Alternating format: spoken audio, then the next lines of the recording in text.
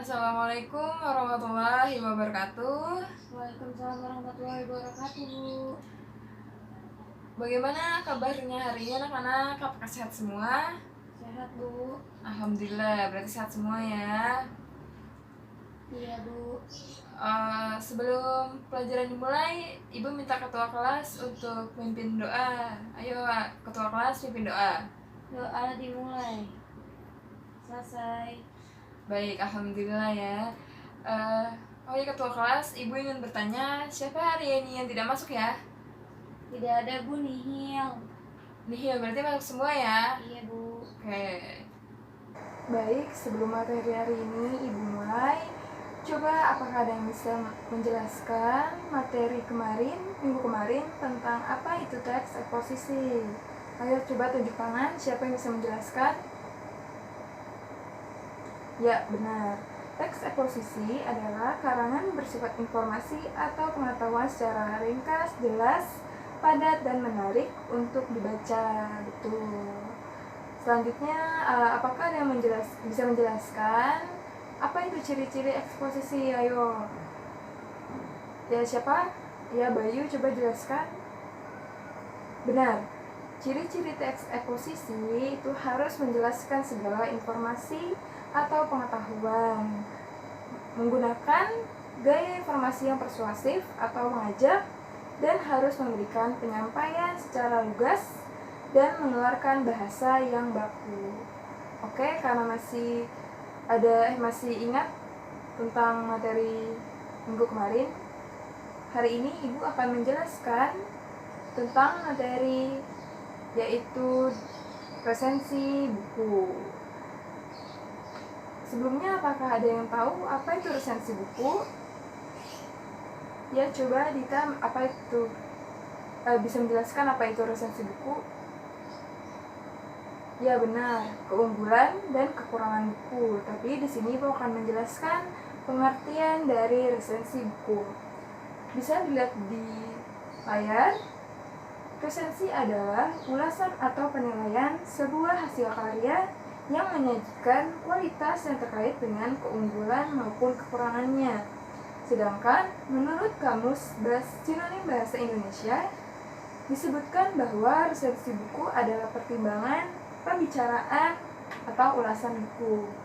Jadi di sini bisa disimpulkan bahwa resensi adalah sebuah tulisan mengenai nilai baik buruknya sebuah hasil karya atau buku, baik isi maupun kewajahannya disertai alasan dan bukti. Tulisan-tulisan resensi biasanya terdapat dalam surat kabar, majalah, atau jurnal-jurnal ilmiah tentang penilaian sebuah karya, bisa berupa buku atau film. Selanjutnya masuk ke tujuan dan fungsi resensi buku.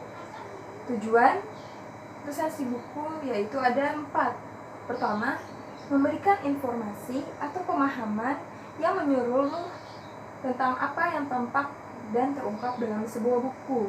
Yang kedua, memberikan pertimbangan apakah buku tersebut pantas atau tidak disambut dari masyarakat.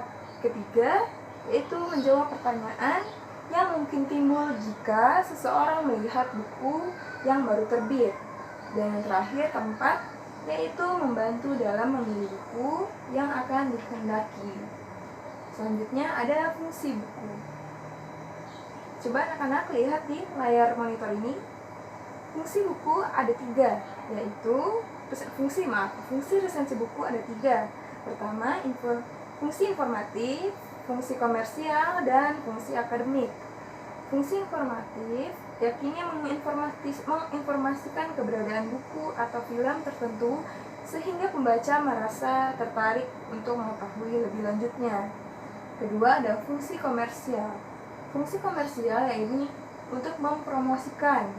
Jadi mempromosikan buku baru untuk kepentingan komersial.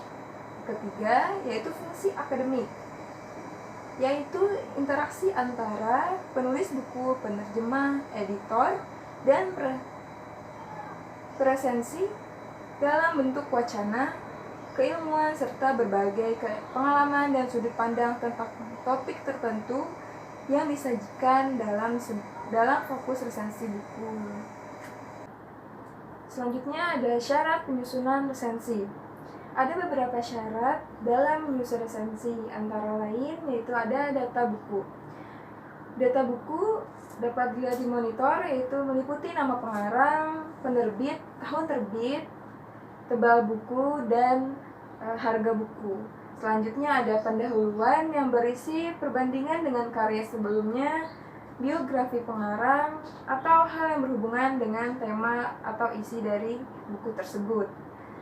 Yang ketiga ada ulasan singkat terhadap buku tersebut, seperti kelemahan dan keunggulannya. Dan yang terakhir harus bermanfaat dan kepada siapa maksud tujuan buku tersebut ditujukan. Baik, sebelum saya melanjutkan materi selanjutnya, yaitu unsur-unsur resensi, apakah ada yang ingin bertanya? Tidak ada, baik, saya lanjutkan. Unsur-unsur dalam resensi meliputi yaitu 1. Judul resensi. Judul resensi yaitu harus menarik dan benar-benar menjiwai seluruh tulisan atau inti tulisan, tidak harus diterapkan terlebih dahulu. Judul dapat dibuat sesudah penulisan resensi selesai. Yang perlu diingat, judul resensi harus selaras dengan keseluruhan isi resensi. Kedua, ada data buku. Data buku biasanya disusun sebagai berikut. A. Judul buku. Jika buku itu termasuk hasil terjemahan, judul aslinya juga harus ditulis. B. Pengarang. Jika ada, tulis juga penerjemah, editor, atau penyunting seperti yang tertera dalam buku. C. Penerbit. D. Tahun terbit beserta cetakannya, itu dengan cetakan keberapa, tahun keberapa, dan bulan keberapa. Dan tebal buku, yaitu berisi berapa halaman buku tersebut. Dan yang terakhir, harga buku, jika diperlukan dalam sebuah pembelajaran. Ketiga, yaitu ada pembukaan atau lead. Pembukaan dapat dimulai dengan hal-hal berikut ini. Pertama, yaitu memperkenalkan siapa pengarangnya, karya berbentuk apa saja, dan prestasi apa yang pernah diperoleh. B. Membandingkan dengan buku sejenis yang sudah ditulis, baik ditulis oleh pengarang maupun pengarang lain. C. Memaparkan kekhasan atau sosok pengarang. Jadi dalam buku itu mempunyai ciri seperti apa si pengarang dalam menulis buku tersebut. D. Memaparkan keunikan buku. E. Merumuskan tema buku. F. Mengungkapkan kritik terhadap kelemahan buku. G. Mengungkapkan kesan terhadap buku. Dan H. Memperkenalkan penerbit. Lalu keempat, ada tubuh atau isi pernyataan resensi buku. Tubuh atau isi pernyataan resensi buku biasanya memuat hal-hal di bawah ini, yaitu A. Sinopsis atau isi buku secara benar dan kronologis. B. Ulasan singkat buku dengan kutipan secukupnya. C. Keunggulan buku. D. Kelemahan buku. E. Rumusan kerangka buku. F. Tinjauan bahasa, jadi bahasanya itu mudah atau tidak berbelit-belit. Dan G. Kesalahan cetak jika ada. Ada penutup resensi. Bagian penutup biasanya berisi saran atau pernyataan mengenai buku itu penting untuk siapa dan mengapa. Selanjutnya ada komponen resensi novel. Komponen yang dapat dibahas dalam menyusun resensi novel adalah sebagai berikut, yaitu ada A. Tema. Tema berisi tentang 1. Apakah yang diungkap dalam novel tersebut.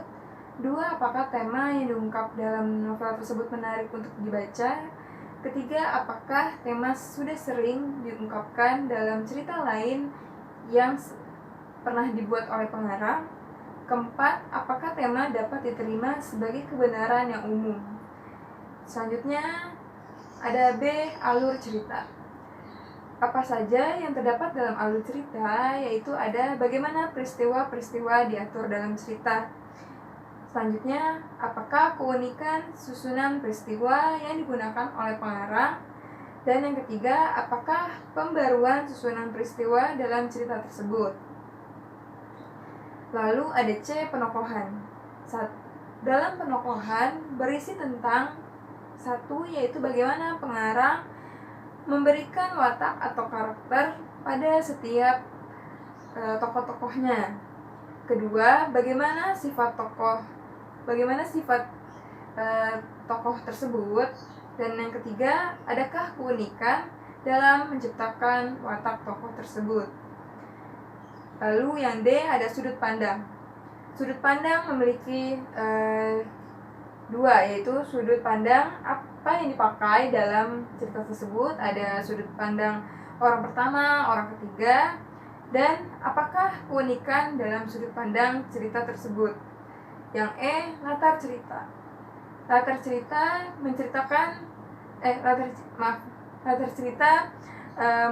dipakai dalam novel tersebut, yaitu berada di mana saja, dan apakah latar cerita cocok dengan peristiwa yang berada dalam buku tersebut. F, nilai-nilai. Nilai-nilai apakah yang dapat diambil dari oleh pembaca setelah membaca buku tersebut, dan adakah nilai-nilai baru yang dikembangkan dalam novel atau buku tersebut. Yang G, bahasa dan gaya cerita.